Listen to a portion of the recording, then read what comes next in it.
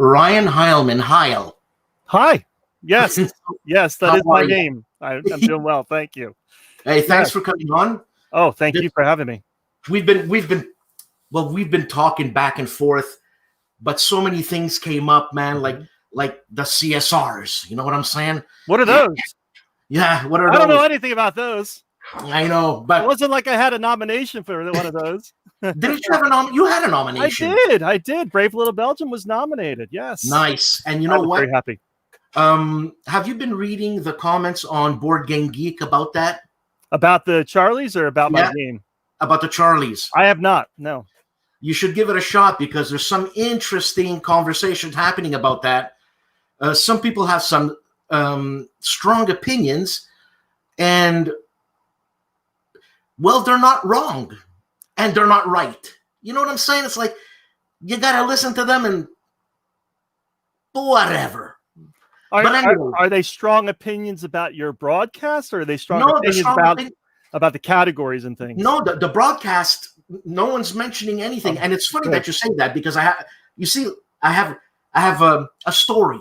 So we're going to break into a story now. Okay. So once a long time ago in a galaxy far, far away, I used to be a musical performer, right? Mm-hmm. And I was a soloist, and I was performing for a highfalutin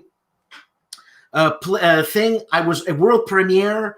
I knew the composer, whatever. I played a piece of music. Nobody claps. Nobody claps because it's a classical crowd, right? So, and you're playing like prog rock or something, right? No. I'm playing a serious contemporary music. Here. Okay. Gotcha. Not that prog rock isn't, you know. But anyways, and I'm solo there. I'm just me and my marimba and mm-hmm. The guy comes out and says, and the composer, this is his name. Boo! Boo! And I'm like, holy cow! Like, I've never witnessed this. And then they say, and the performer is Dan Pancaldi. Standing ovation. So, and where was I going with this? I have no idea. Charlies. And the Charlies and the things on Board Game Geek about the Charlies. And nothing was mentioned. Nothing was mentioned about the performance. Mm-hmm. It was more, why should it be a People's Choice Award? Oh. It's a popularity contest. You know, people could have been paid off. This and that. It's bordering on the ridiculous. And then some other people say, well, why have a panel? Why should we trust a panel? Like, you're going to have Ryan Heilman. Obviously, he's going to nominate his own game, right? Mm-hmm. If he's on the panel, of course you do that. Mm-hmm. But anyways, talking about your own game, White Eagle Defiant. Yep. Poland, 1939. I'm good with titles. Where did you get that title? White Eagle Defiant. Yeah, that's a longer story. We were really actually struggling a little bit with the title for this one. And what I mean by we, I mean Dave Shaw and myself, the co-designer of both Brave Little Belgium and White Eagle Defiant. And we were really, I don't know, kind of going back and forth with what should we call this? And I think we liked the concept of the White Eagle, you know, the Polish White Eagle. We liked that, but we couldn't come up with a final word for it. And we kind of wanted it to be a 3-word thing, like Brave Little Belgium, White Eagle Defiant, etc. And so at first I was like, I kind of went on the negative route, which was kind of White Eagle burning. You know, I had these images of the eagle and it was burning because that's reality what happened. Yeah. And it just didn't fit. It didn't work. And then I think if I remember correctly, it was either Dave or Dave's wife that said, well, what about Defiant? And kind of shot it out there. And Dave was like, oh, White Eagle Defiant. And he told me, and then we really liked it. And we put it out there. It's going to be White Eagle Defiant, White Eagle Defiant. And then within about a month or so of that, we saw that there was another game coming out from another company called Poland Defiant. And we're like, uh-oh. Can we mention that company? You know what? I don't even know if I remember the company, but I remember the game was Poland Defiant, and Okay. I was a little concerned. Should I, go ahead and keep that name, not keep that name? But it just worked so well. White Eagle Defiant. It worked so well for what we were trying to get across. We were trying to really stay more on the Polish side of things, the positivity end of it. As Poland being this country that possibly could resist for a period of time the German and then Soviet invasion, and so we really exactly as your chat people get the point. Too much pro-German. We're an educated chat. Exactly. Educated chat crowd. None of this mumbo jumbo stuff. No, he's dead right. I mean, it can be too pro-German, and that's where we really were trying to go with, was that kind of more Polish. Yes, Revolution Games. Thank you. Thanks, Joe. Thanks for joining us too. And people, Nathaniel, thanks for joining us, and thanks for your critique here. Bloody hell. He wants more dancing next year. Thanks, chat. Thanks. What do you mean? Oops. Good afternoon. Good afternoon. I know, Joe. What's the matter with you? You get the same time. All right. Anyways, maybe he didn't set his clocks. I don't know. Joe's a special type of guy. He makes his own time. Yes. Well, that's fine. That's fine. So okay. I mean, this is a subject that's been it's been done before, right? Not to a great extent, but definitely more so than Brave Little Belgium. I mean, that was a very unique concept, and that had not been done hardly at all. But the Poland 39, it had been done occasionally. I mean, there are a handful of games out there that cover that specific battle. I mean, obviously there are games that cover more a strategic type of Poland. Oh, you just get through a ball and now let's move on. But there's very few that cover just that specific Poland 1939, and I can think of a few off the top of my head that like I said, the Poland Defiant. There was one that came out in Command Magazine. I can't think of the name of it a while ago. So there hasn't been a ton, but I will tell you that this was not our first choice of game to make to follow Brave Little Belgium. Now hold that. You just said something that. How do you make a choice for the next game? Right. So when we first created Brave Little Belgium, Dave had already come up with 3 or 4 different ideas of games that would work with that system. Yes, there's Summer Lightning as well by Brian Train. Yes, that's another really good one. There's also the No Retreat Poland, which is another one that I can think of. So there's a few. Oh, yeah, Carl Panazzi. Okay, yeah. Yeah, there's a few, but not a ton. But David come up with like 3 or 4 different ideas for some games to follow Brave Little Belgium. We had thought about doing another World War I, specifically focusing on Romania and the invasion of Transylvania. We thought about doing something with Italy and France in 1940. We thought about doing even something on a Civil War game. We thought about doing something on the Pennsylvania campaign, specifically the troops that were trying to get across the Susquehanna and into Harrisburg.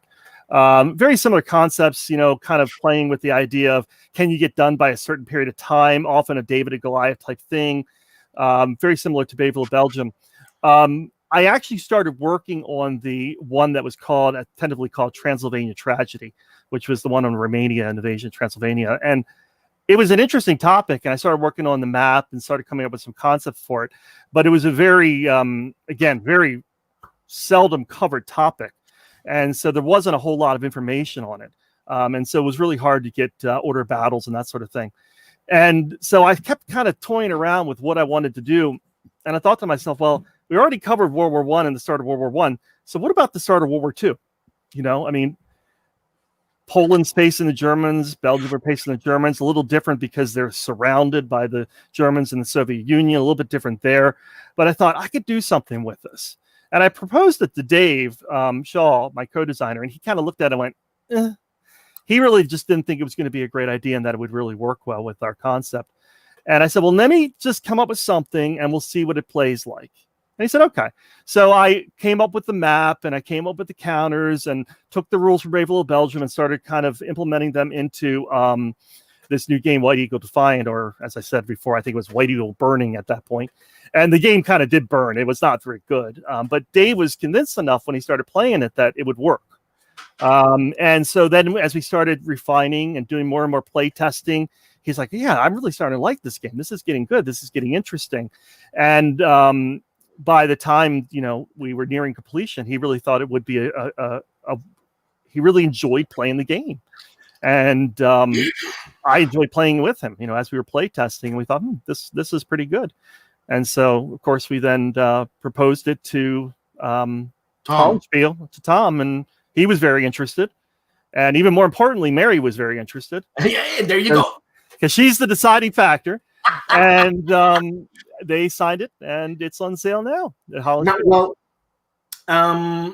Are you going to buy, because I checked out the game. I don't have the game. I have your Brave Little Belgium. And your Brave Little Belgium. Yes. Signed by me, right? Sorry. Hold on a second. Yeah. I got to hide this. I got to hide these guys. Oh, you can. Oh. I ribbed them so much. But anyways. Just don't take them up in arm wrestling anymore. That's all. Also, okay, this is a point-to-point map also. Okay. Yes. As is White Eagle Defiant. Is that right? Yes, it is. They're both point-to-point concepts. They're both chit pull games. Just like so they're both of that. They're both, this concept of a David versus a Goliath. In this case, the strong German army with, this new concept of blitzkrieg and excuse me. Oh, thank you. I'm getting good compliments from Stuka Joe here. I appreciate it. Hey, that's great. I mean, yeah, I can't wait. He's great. There are some changes to it. I mean, we had to eliminate some things from Brave Little Belgium that obviously weren't going to work in this new game. And we had to import, create a couple new things and new mechanisms into the White Eagle Defiant that only make sense in World War II and don't make sense in World War I. So we had to have some combined operations, which don't really exist in the Brave Little Belgium. We had to have some special roles for tanks and some variations for the cavalry to give them some advantages in certain instances. Wow. We also, this was interesting. We have a concept in Brave Little Belgium that's called atrocities. And atrocities, I think, is really what makes that game work well, which is simply that if you pull your chits and you don't pull all your chits and don't activate all of your armies, you have the ability as the Germans to push your armies. But if so, you could create and commit atrocities on the Belgian people, which is, of course, did happen. And that was really an interesting point in the development of White Eagle Defiant, because do we include atrocities in Poland in 1939? How far do you go with the game in terms of time? What's the time scale of this game? It's just the first couple of weeks, it's that period of time right at the beginning of the fall of 1939. So it goes through the Soviet invasion and then a little past that. So, I mean, we had to create it so that it gives a chance for, there's a concept in the game whereby if you, as the Germans, can take, all these key cities before a certain time, then you win the game. If you can only do it as what is historically done, then it's a draw. And if the Polish can push them and keep them away from taking the cities and hold them back for a long period of time, then inherently it's a Polish win. Although in historically, the Poles would never win. They're going to lose. You just said something. Yeah. If the Germans win, it's a draw. If the German player only does what the Germans did historically in the game, it is a draw. I don't understand. How can that be a draw? It's a win. No, not in this game. Just like in Brave Little Belgium. If the Germans in Brave Little Belgium only do what the Germans in that war did historically, it's a draw.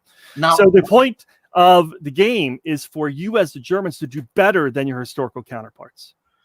And it's the point of the Polish in White Eagle Defiant, and of course the Belgians in Brave Little Belgium, to do better than their historical counterpoints, to hold off the Germans for a longer period of time.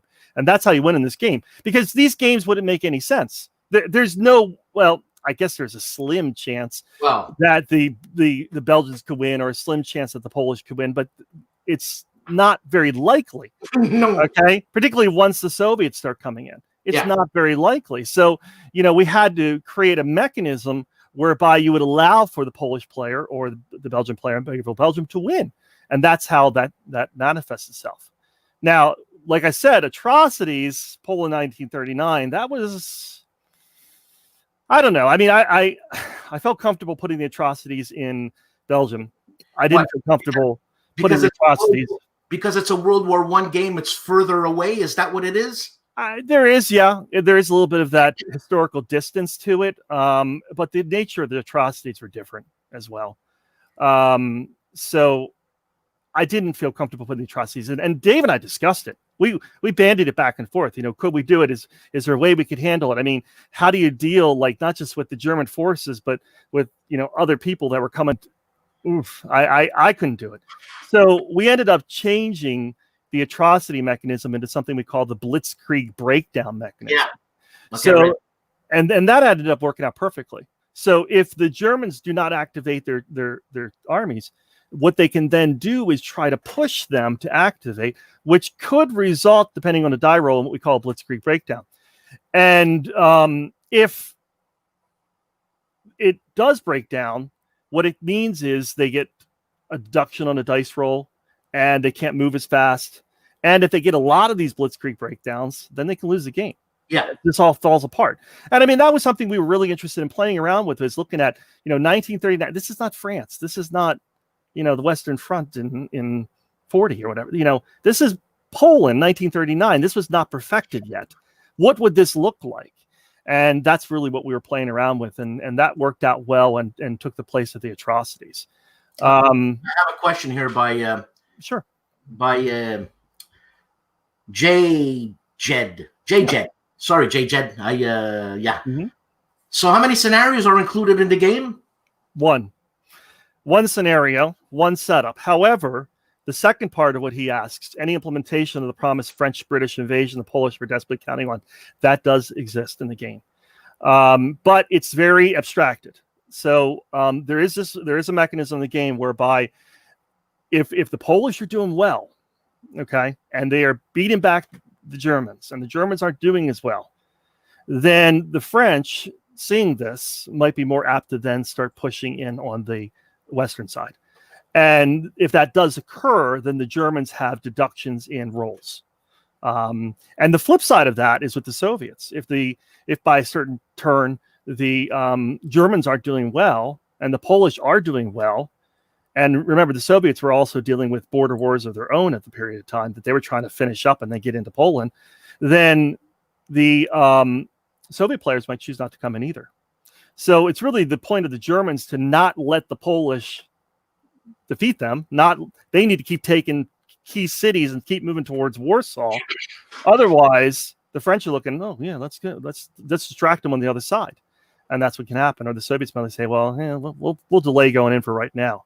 They probably would eventually go in, but they may be delayed for a little while. Does it solo well the game? Oh yeah, like Brave Little Belgium, with it being chip pool, it solos very well. Okay. You can set it up, and that randomness of the chip pool makes it for a very easy solo game. It does not have like a bot or anything like that. I thought about that. I mean, we talked about it, Dave and I, when we were doing Brave Little Belgium. Do we let them just play the Germans and come up with some sort of bot for the Entente, and the same for White Eagle Defiant? But it's not something that's big on our list and something that we really love doing. I know Tom and Mary don't love it either, so okay. It really worked out well. Just to play, you have to play both sides. You flip back and forth, but it works well. Yeah, in fact, I'm working on a follow-up to these two games right now. That Dave and I have been play testing for most of the summer and into the fall, and completely different concept, but the same general mechanics. And that one's called Last One Standing, and it's a science fiction concept. Nice. So it's year 2050. The United States has been pretty much devastated by global warming. Most of the East Coast cities and Gulf of Mexico cities are gone. DC and New York are still there, but they're these big walled cities with big, levees around them and stuff. And right in the midst of all this, out in the western part of the United States, these swarm of creatures pop up out of the ground, huge worms and huge spiders and huge ants, and basically devastate the West. And the only way that the Americans stop them is they create this giant fusion fence along the Mississippi, and they can't get by. And the game takes place again in this kind of like couple week period time in the end of the summer, fall of 2050, in which the Americans are desperately trying to create a biological agent to destroy all these creatures. And these creatures at the same time are trying to break through the fusion fence and destroy where these biological agents are being created. And they're being created in Atlanta, of course, at the CDC, at Washington, at the Pentagon. And we created a very special institute up in New York City called the Swarm Prevention Institute, or the SPI. Of course. Yes, of course. So they have to destroy all three of those, or 2 out of 3 rather. And then if they do so, they win the game. And the reason I bring that up is because I've been playtesting that solo recently, just to make sure it's still working and everything's good. Dave hasn't been available right now, so I've been playtesting that solo, and it's been working great. I just keep flipping sides. I play it on Tabletop Simulator, and it's been working wonderfully. And probably about 2 more playtests, and I'm going to print it out and send it off. And now, hold on. When you say print it out, send it off, this is another Hollenspiel. It's, again, as a designer, it's not like you get a contract for 5 games or something. I mean, I wish that were the case. I wish one of these companies, GMT, would say, "Oh, Mr. Heilman, here's a contract, 5 games. Go ahead and create them." But unfortunately, it doesn't work like that. So every time you come up with a game, you got to send it to a company. They got to look at it. They got to see if it's going to fit in their schedule. They got to see if it's going to work for them, and then they got to commit to it. So, I would hope Hollenspiel has interest in it, just simply because it is the 3rd in the series, right. And it incorporates a lot of the mechanics from Brave Little Belgium, with some mechanics from White Eagle Defiant, et cetera, with some new things. Like I got rid of the atrocities and Blitzkrieg Breakdown and replaced it with a nuclear weapon / these monsters, the Swarm can create big tremors, earthquakes type mechanism. So, and it's a little bit of a push your luck mechanism. So that's been replaced in that game. So, if they like it, then that'd be wonderful. If they don't, you got to take it someplace else and see if they'll like it. Are you going to, is there any chance you're going to offer it up as a print and play before it's officially boxed and all that? I've never really done that to any great extent. The only print and play I ever offered up was the postcard size Lucky Little Luxembourg. I don't know. Did you get a copy of that one? Oh, no. Oh, well, maybe I need to send you one. It is available. You can go to Board Game Geek and you can go to the file section. Yeah, I've seen it. And you can print it up, and it's about yay big, and it takes about a minute to set up and about a minute to play. Which probably was the same amount of time that the war in Luxembourg actually lasted. No, that's bad. But it's that's about the only print and play I've done. I did create, prior to Brave Little Belgium, a card game called Space Race, and it's a 4-player trick-taking type game in which 2 players play the side of the U.S. and 2 players play the Soviets during the height of the space race. And I did send that off to one of the print to play companies and get some cards made so that I could give it to people and have them try it out and that sort of thing. But for the most part, I've been lucky in that by the time I printed up something in a printed version and sent it off to a company, I got a contract. So nice. I didn't have to necessarily provide a print to play and go all that route. And so, the first 2 games that we did submit, Brave Little Belgium and White Eagle Defiant, were both signed. In fact, Brave Belgium was. You have a relationship with Hollenspiel. Yes, we do. Assuming it's the way to go. Yes, and we have good relations with other companies as well. That there may come an instance, and I'm definitely working on some games that will not fit within the Hollenspiel model. Right. I mean, Brave Little Belgium, I made that game knowing what Hollenspiel wanted. Right. Knowing that they like something unique and different, different time period, different concept, different mechanics, knowing that, I made the map the size of, normally what they make it. I kept the counter size to the one sheet, the 8 counter thing. So, I purposely did all that trying to make it for them, and there were actually a couple companies interested in Brave Little Belgium, but I really wanted Hollenspiel to produce it.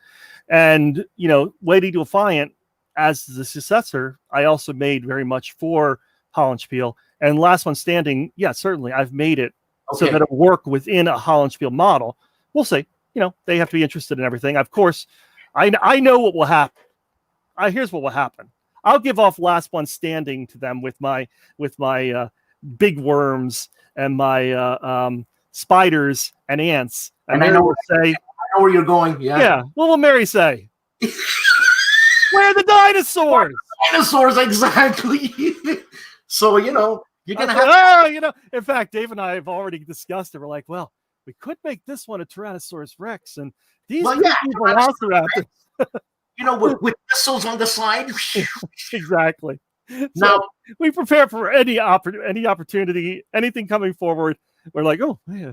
which I think it's a lot of fun. The games are meant to be fun. Yes. It's tongue in cheek with Mary and the dinosaurs.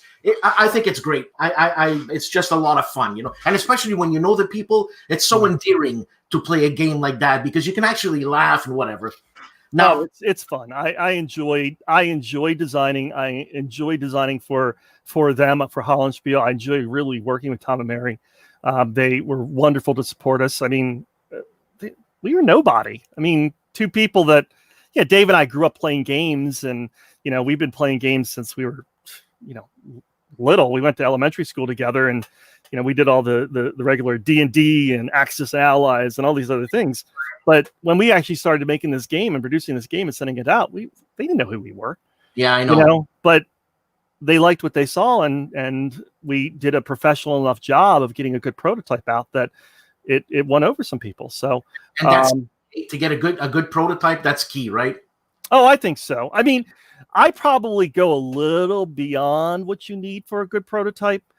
Just because I have a lot of background in graphics and using Photoshop and Illustrator and those types of products. I mean, in fact, that's one of the things I teach. I teach graphic communications. Okay. And so I have a little bit of a background in that. So I probably go a little bit overboard with it. My maps tend to be almost publishable, you know, almost to the point where they're publishable.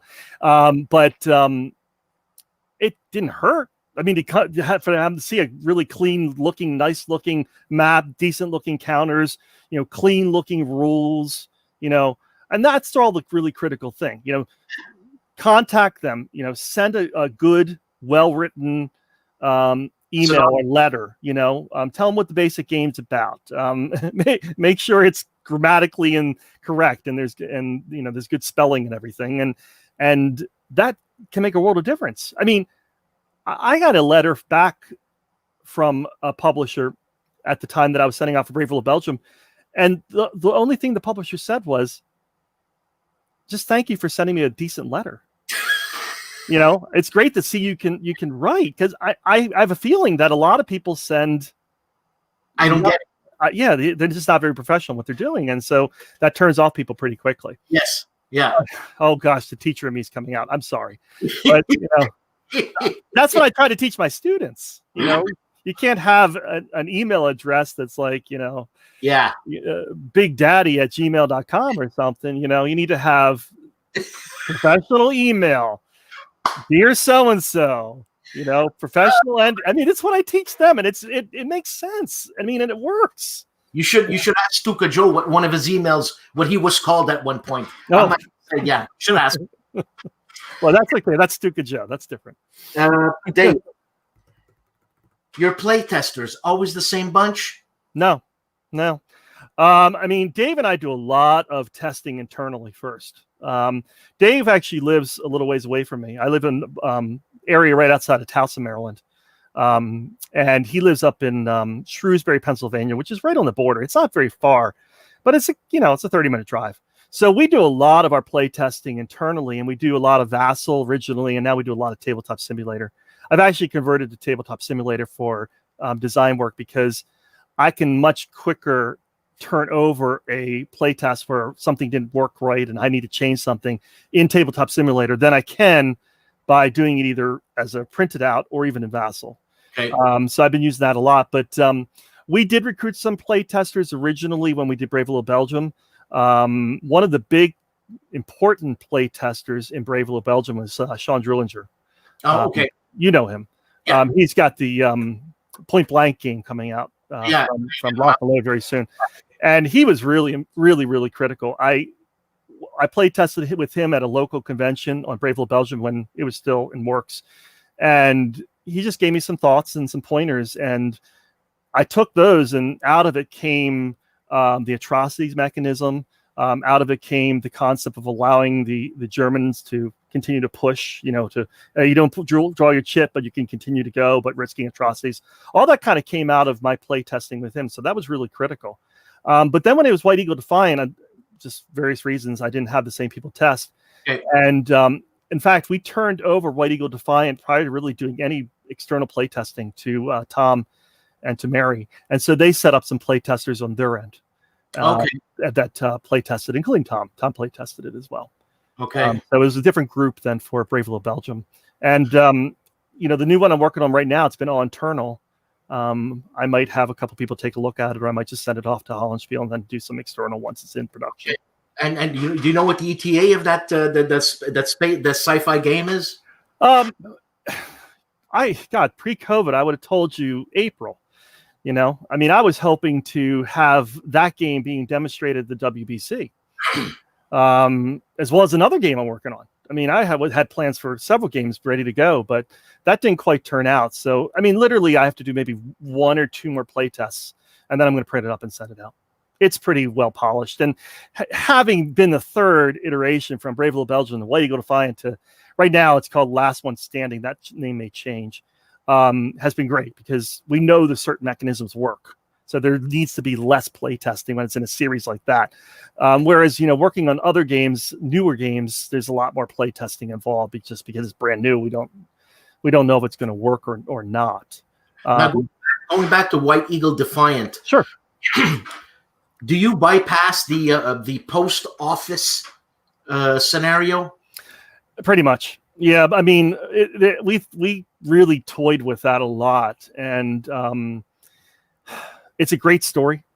Everything the whole Danzig, issue. It's a wonderful. It's a cool story, and there's a great game coming out. Yeah. Soon on that. Yeah. But we couldn't figure out how to work it into this game. So, I kind of was going back and forth. Do I leave it Danzig as its kind of independent state at the time?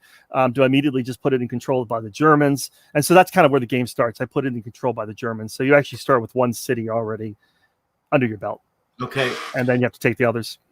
And I was reading on BGT, one of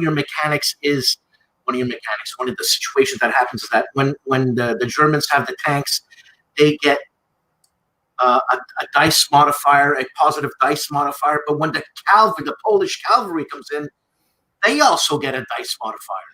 Yeah, we wanted to.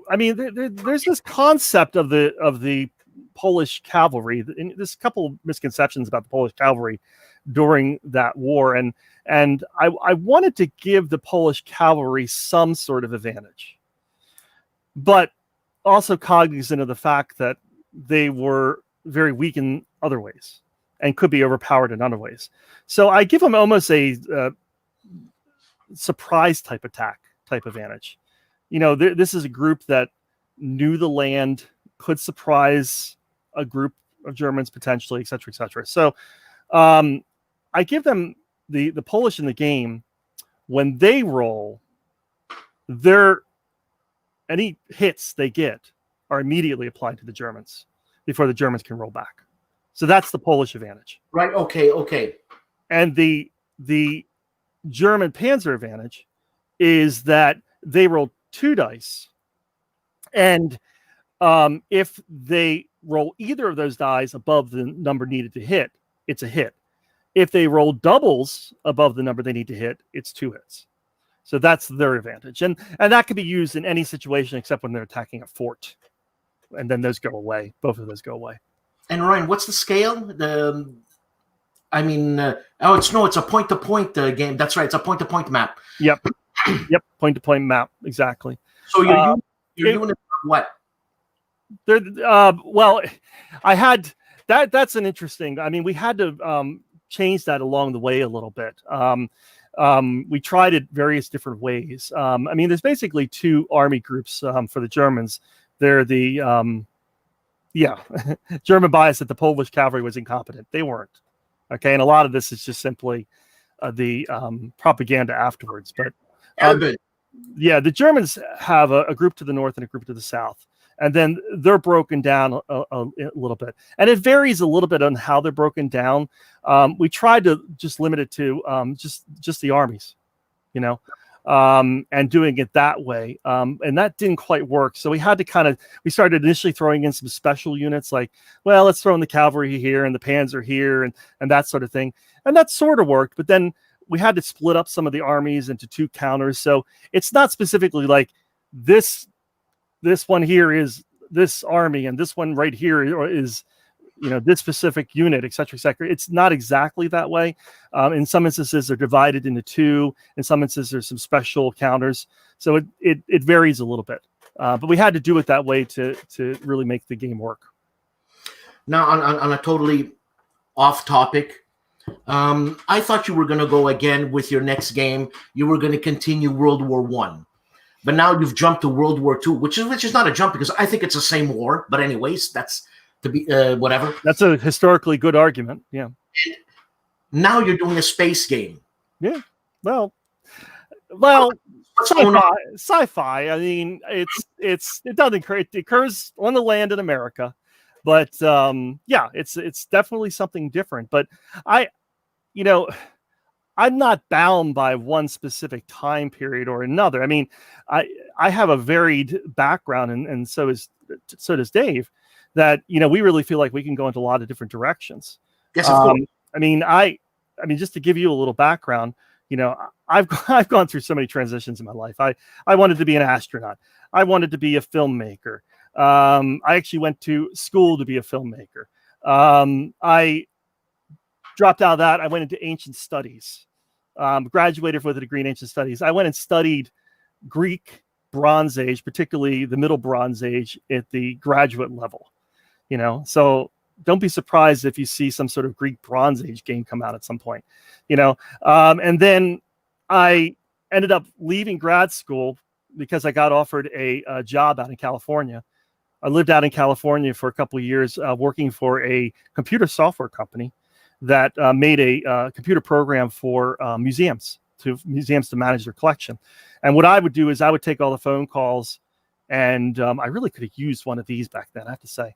But I would take all the phone calls and I would give support out to them. And then every couple of weeks, I would travel around the country and I would train them in how to use the program. And I did that for a while. Then I got hired at a museum back in the Baltimore area to work there and manage their collection. Did that for close to 7 years. Then I decided to become a teacher. Started out as a social studies teacher originally, and then now I'm a full-time technology teacher. So I teach like AP computer science and graphic communications and video production and things like that. So I've gone all different directions. Oh, I think we have an intruder. I've gone all different directions. And so I don't, definitely that social studies side. Could you please don't do that, Dominic? He's trying to give me more light. That social study side of what I taught, certainly does lend itself well into what I do in things like Brave Little Belgium. I was always fascinated by World War I and the beginning of that war. And that always expressed itself when I was teaching World War I to my kids. I would spend a lot of time just talking about the beginning of the war, Schlieffen Plan, what worked, what didn't work, et cetera, et cetera. And so that lent itself fairly well. I think it's actually interesting because I think as a high school teacher, I always spent more time on the beginning and end of the war than anything in the middle. So maybe that's why I only create games on the beginnings of war. Look at that. Well, that's psychology today, man. That could be. It is very robust. Dave wants to just keep making them. I mean, like I said, he's got 3 to 4 different ideas that stretch from World War I to World War II to the Civil War. It works, as I said, even in the sci-fi concept. It might, I don't know how well it would work for ancient and things like that, but, definitely middle of the 1800s on up, it works. So the only thing that would stop me from applying it is boredom on my part. Okay. I mean, I get to a certain point where I go, I've done that. I want to do something different. I want to try something different. I want to, so I have a bunch of games out there that I'm working on, that I'm playing with, that I'm trying. And some of them are not war games at all. Can you give us some examples? Yeah, I have a game called Relic Race is the current title of it. And it's a maze game, tile placement game. And the basic concept is that you are please stop. Stop. Stop. He wants to be in the shot. It's better if you're in the shot than constantly disrupting, Dominic. So there you go. There you go. So the concept basically is that you are a captain of a ship in the future, and there has been an alien spaceship that has found its way into the solar system, and all they know about it is that it has some sort of big energy source at the center of it. And so several different captains of ships have gotten together, and they're going out to this spaceship, and they're trying to be the first to get into the spaceship to get the energy source at the middle. And you place tiles to get into it. It's a maze-like system, and you can place tiles to help yourself. You can place tiles to hurt the other player, et cetera, et cetera. And the first one to get the energy source wins. Now, it sounds like a solo game to me. It's not. It's not. It can play. Well, it doesn't really work solo. It's going to be probably 3 to 6 or 3 to 8, something like that. You're pulling it at Tom Russell there with the game where it only plays 6 people. What's it called? That's Westphalia. Yes. Yeah. Yes. But no, mine will be a range. I do have that space race game that right now only plays 4, and I got to figure out how to make it play 2 or 4. But no, this one plays, like I said, probably 2 to 8, maybe 3 to 8 might be better. I'm still working on it. It actually in many cases requires a lot more play testing than anything I've done before, because you got to look at each tile and figure out how many tiles you're going to do, and how many tiles need to be played, and how many tiles each person can get, and max number of tiles. I mean, there's a lot of math involved in that. So I haven't worked all that one out. I do have a couple other war games out there that we've worked on. We started working on a game that would be solely on the Battle of Baltimore. And we thought about doing something that would focus not just on Fort McHenry, not just on the North Point battle, not just on the battle at Hampstead Hill, I think it's called, but trying to do all 3 at once. And it just didn't work. We just couldn't make it work. So I split it apart, and I started working on this concept called the Battles of the Chesapeake, and trying to take the big land battles. So doing North Point first, and doing Bladensburg, and doing Hampstead Hill, and doing Craney Island, or one of the other ones like that, and kind of creating a series of 4 or 5 battles in a small little container game. Are you okay? And so that was one of the other things that we were looking at doing. And we've created the map for North Point, and I've created the map for Bladensburg. But yeah, come join. It's better if you just come join. And that has been something we've been working on for a little bit. I have another game out there that I've been working on a little bit here and there, and I haven't been sharing a lot of information about it, just because it's very unique, and it's a solo game. That all I can say right now is it's a solo game. It involves a lot of dice. It's going to have 4 or 5 different battles to it, and I'm going to start with World War II. But it is the nature of this particular game is it can have Civil War. I can have World War II. I can have World War I. I can do Napoleonic. I can do Ancients. I can do a lot of these in different series. When did you make this? I've been working on it. So so that I have several of the scenarios for World War II ready to go. I need to play test this thing and see if it works first. And then if it does, then I'll start sharing some information out, because it's fairly unique in the world game industry. It's not something that's been tried before. Right now it's called Pizza Roll. Pizza Roll. Yes. Pizza Roll. Okay, well, that's the name of it for right now. And eventually it'll have a title, but right now it's called Pizza Roll. If you would remove those headphones, can I'd have to re-rig some stuff. But okay. We don't want to do that right now. But yeah, right now it's called Pizza Roll. Don't want to share too much about it. Like I said, if it works, that might be one that I'd be willing to maybe try some print to play on. Actual name? Maybe. And that might be one to try with some print to play type things and send it out to some people to see if they, do it and then play test and whatnot. But for right now, I'm keeping that one a little close to the vest. That would not work for Hollandspiel. And you co-designing with Dave all the time. Is this a Lennon-McCartney type thing? A little bit. It really depends on, how much I do, how much he does, what kind of, I mean, sometimes it's like for Brave Little Belgium, it was his core idea.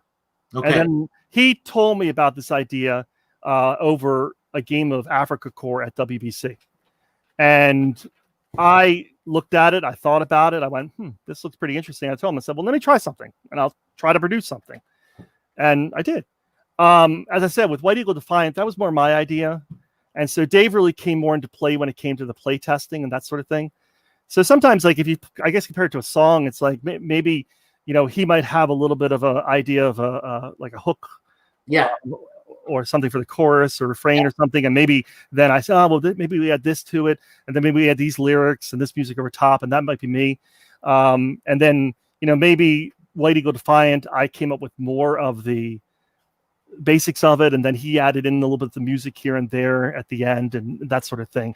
So it really varies. The pizza roll game that I've been working on, he hasn't even looked at it yet. The Battles of the Chesapeake, he hasn't looked at it yet. But I really rely on Dave, not just for ideas, but I rely on Dave also for feedback, for play testing, for kicking around concepts with him your phone. to see what he thinks of it, to give me some additional ideas, and that's how often they come into being, into something that's full-fleshed and interesting, so otherwise it'd be kind of one-dimensional. You've mentioned so many subjects, but you've steered away from Vietnam. Yeah, I don't think I have a single Vietnam game in my collection. Is that just like you're not into that war? Vietnam's not my generation. It's my father's generation. Okay. And my father did not serve in Vietnam. He actually enlisted, and he went to Korea, and he mostly spent the war fixing radar and stuff like that over in Korea. My stepfather joined the Navy. He went off I forget exactly where he went, the Mediterranean, et cetera, but it's my father's generation. And I don't know, it for some reason, it just feels too close to me still. Mm-hmm.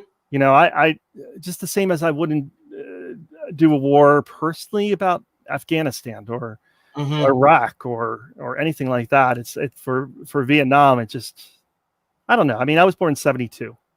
So I was a little too young for a lot of it, but I still remember my father's generation talking about it. And I've never had much interest. And I know people love it. That's great, but I just have never had much interest. And like I said, I don't think I have a single game of that era in my collection. I have games, excuse me for a second. I actually do have games for more recent wars than Vietnam. I haven't even played them. Like I have Distant Plain, the coin game. Yeah. But I haven't even played it yet. And for mostly, I tend to steer away from that and mostly focus more. Oh, now we have a cat too. Mostly focus more on World War I, World War II, Civil War. I do like Ancients, as I told you before. So it's just personal. Now, on another subject, Stuka Joe just chimed in again, but before I put up his question, he's a big sci-fi gamer. Mm-hmm. And I mean, if ever that sci-fi game comes out, have Stuka Joe do a video, man. And, I'm happy to. Sounds like Stuka has some White Eagle Defiant on the way too, so that's great. What other conflicts do I think Brave Little Belgium could model well? I know I mentioned them earlier, but Dave did have a good idea for the Romanian invasion of Transylvania. I think it's 1916. That one would work well. That one would be very interesting if I can make it completely work. I just need to get more information, need to do some more reading, get an order of battles. There's some interesting things that you can do there with mountain passes and whatnot that I would like to play with. We looked at doing, like I said, one on Italy and France in 1940.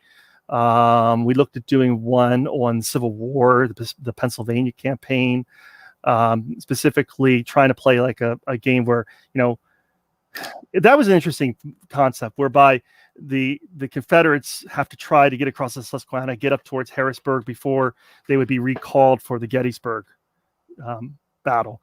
And, could they do what they need to do quickly enough before being called back? What could they take in Pennsylvania, et cetera, et cetera? Any topic where it tends to be one force being more dominant than the other force, any topic whereby there's a little bit of a time deadline where it has to happen before a certain time, and if not, then something could happen, or whereby, if, like we talked about before, can you do better than the historical counterpart? Anything like that would work for this type of system.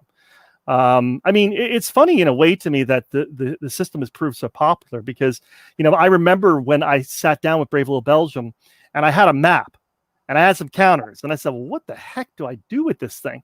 And I said, well, let's just make it really simple and straightforward and put some numbers on these counters and let the people roll some dice and see whether they hit or not. Bucket of dice approach. I said, let's keep it simple. Let's not, make it anything too fancy. Let's not put, all these little numbers on the counters and all these other different, a fancy complex CRT or anything like that. Let's just make it, you roll some dice and let's see what you hit. And I thought that's going to be too simplistic, but it worked beautifully. And it is something that people just like to do. They like to just sit back and have a kind of a beer and pretzels approach.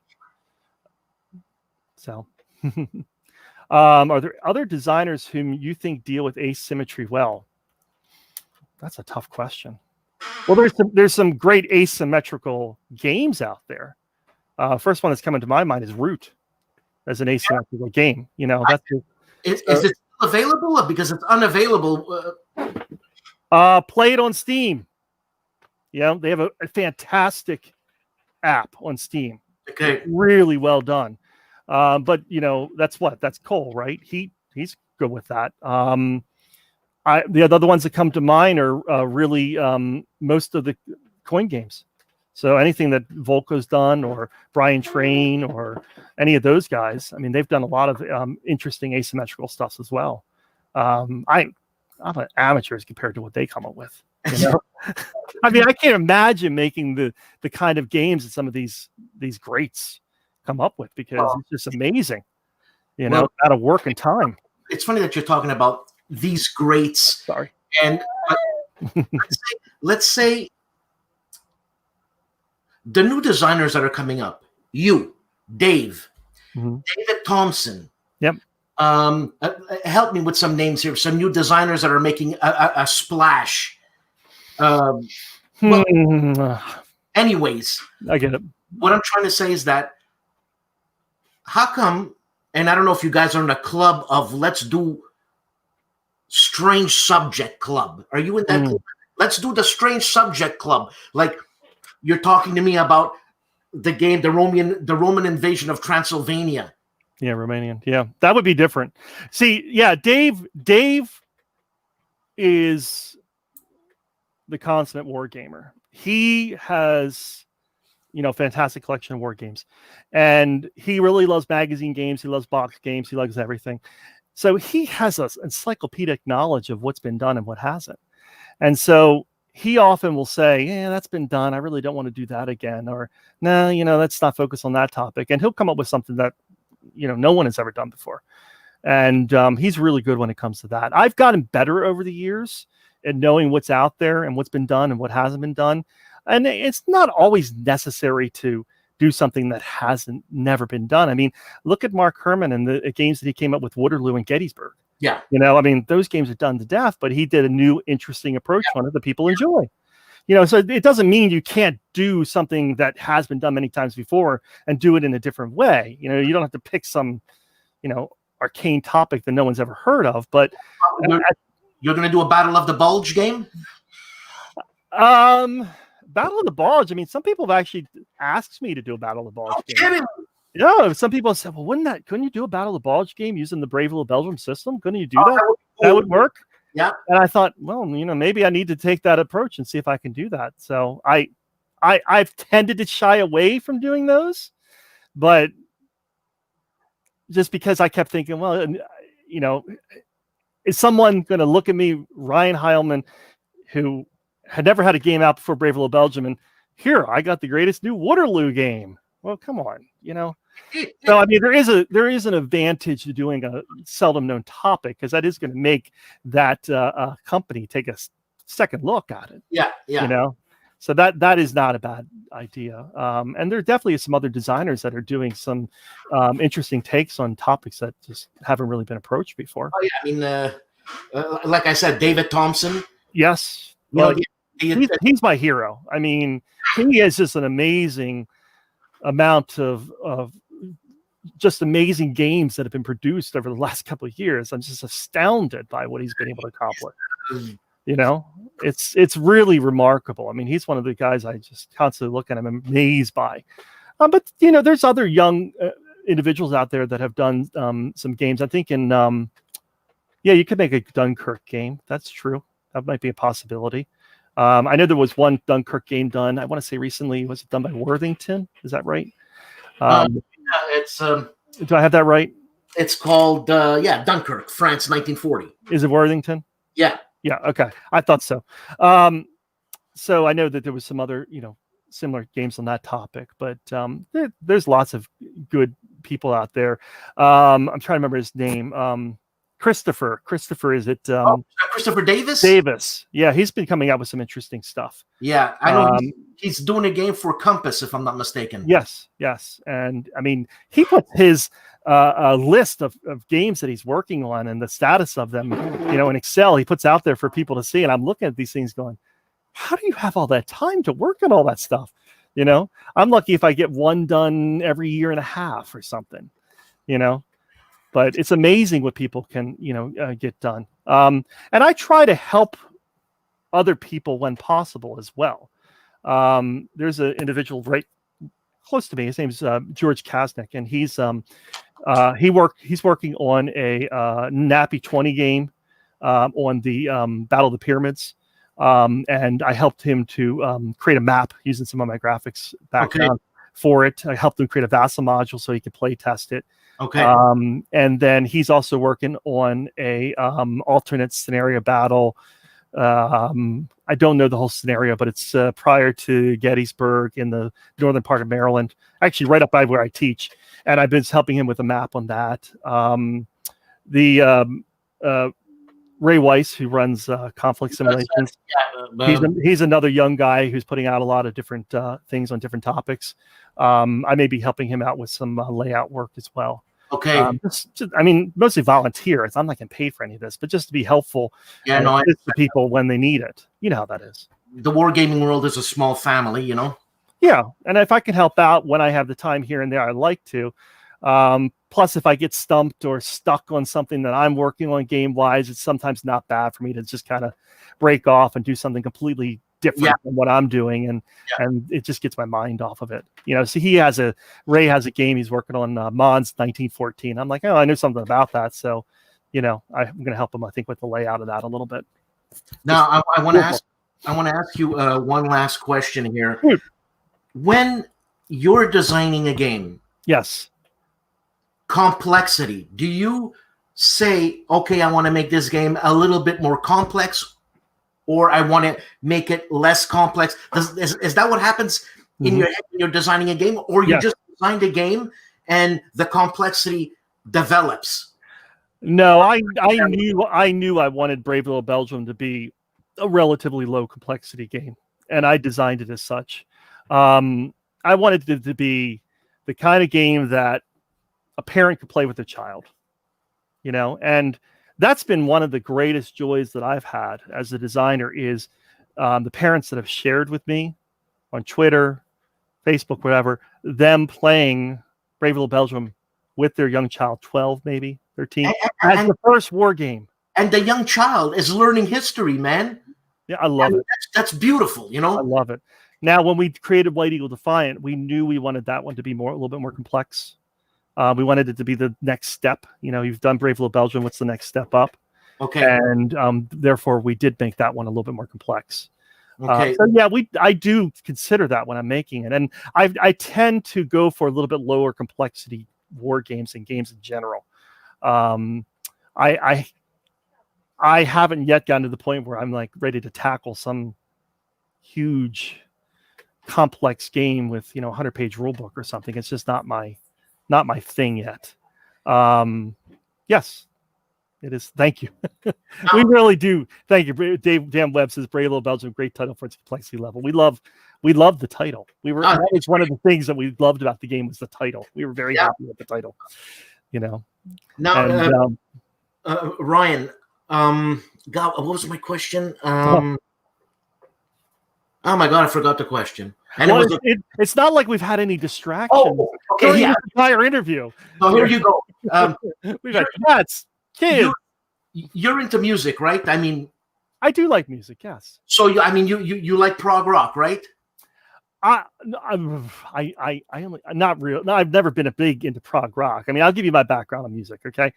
I started out basically listening to whatever my father was listening to on the radio, or whatever my mother was listening to on the radio. So my father was listening to all classic rock, and my mom was listening to gosh knows. I mean, she had the John Denver 8-track, she had the Village People 8-track, and the I don't even remember what else.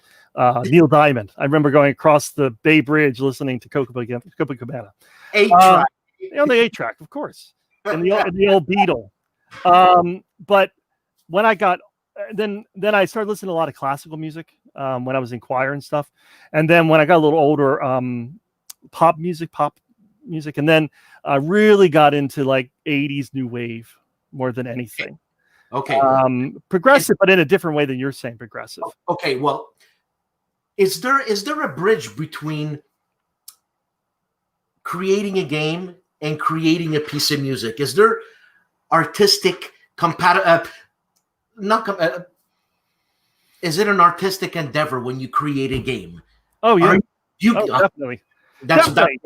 Well, so I wanted to be a filmmaker. I was in a rock band. I sang. I played guitar. In high school, I wanted to write songs. I had this concept. I wanted to write a book. So I always had this concept of what can you leave for future generations. What when you die is going to be there forever. And as an artistic soul, I always wanted to have something that I would create that would be there forever. Mm-hmm. And unfortunately, I just never found success in those areas. Filmmaking just wasn't right for me. Although it's funny because I teach filmmaking now to kids. But songwriting wasn't quite right for me, et cetera, et cetera. And this has kind of come out of the blue. I mean, I didn't think I was going to be designing or making games or people are going to be buying these games. And it has been something very good for me. Mm-hmm. It enables me to take that artisticness. It's an outlet. Have an outlet. Exactly. Yeah. And that's been something wonderful for me. It is. And so, I've heard Tom Russell tell his story about, being filmmaking and wanting to do comic books and computer game design and things like that. And he also has a very artistic soul, and then finding games. And I feel a kindred spirit there. And maybe that's why we get along so well with when we work on games together. Given you are a songwriter though, and you have that artisticness for you, that's why I asked. You're ready to make a game.